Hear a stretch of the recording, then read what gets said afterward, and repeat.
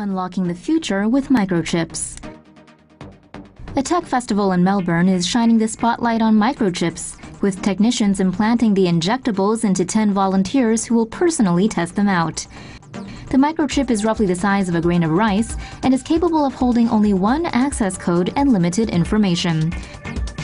The tiny device is typically injected in between the thumb and forefinger using a needle as thick as those used in body piercings. Each microchip uses NFC or near-field communication to unlock a specific door, vehicle, or device. The volunteers' chips come preloaded with a 30-day VIP pass and will be programmed to unlock the door to their home, gym, or work. Alternatively, it can also function as a public transportation pass. When the festival finally comes around in February of 2018, the 10 volunteers will join a panel and talk about whether they found the chip useful. Developers are already working on a model of microchips that can store multiple access codes and even be able to handle payments. In due time, people will have no need for keys or wallets, but until that day comes, we'll just be here fumbling with our keychains. Would you chip your life?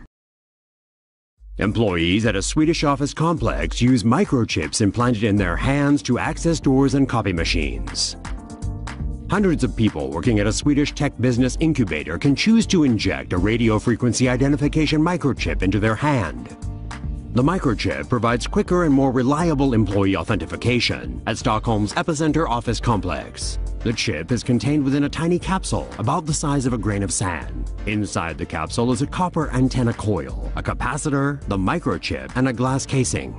The capsule is inserted into the layer of skin between the thumb and index finger.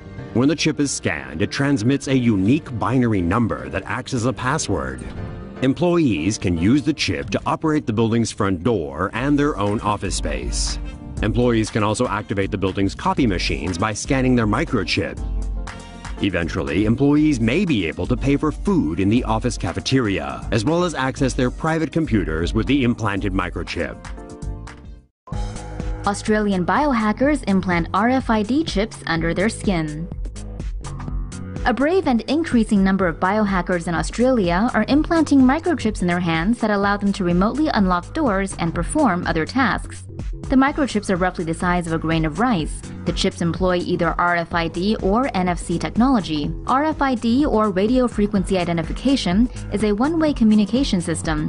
RFID receivers can read data stored on the chip even at a considerable distance. RFID chips can be used to replace identification badges to unlock secure doors. NFC stands for near-field communication. This technology can be used for two-way communications but has a maximum operation range of 10 centimeters. An NFC chip can integrate multiple contact details and transfer them to a receiving device. It can also store complex medical data and share that information with hospitals.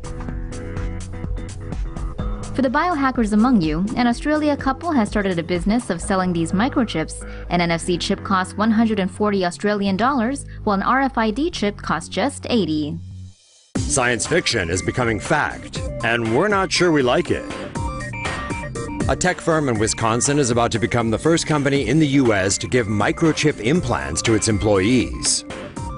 3 Square Market, which designs software for vending machines, says more than 50 of its workers have volunteered to have the devices fitted. The microchips are about the size of a grain of rice and will be inserted into the skin between the thumb and forefinger.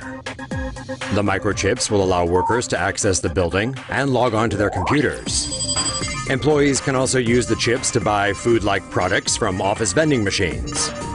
The purveyors of this dystopian technology claim there is no GPS function and it won't be used to keep tabs on employees.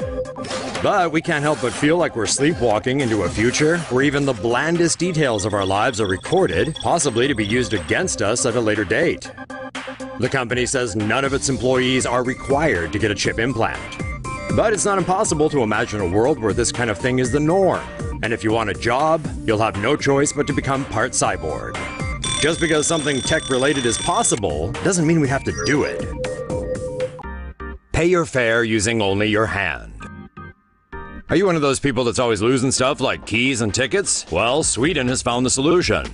Around 3,000 Swedish commuters have had biometric microchips implanted in their hands in order to pay for train tickets. Commuters who elect to have the RFID chip implanted under the skin are able to have their tickets loaded onto the device. The implants use near-field communication technology, similar to contactless credit cards or mobile payments.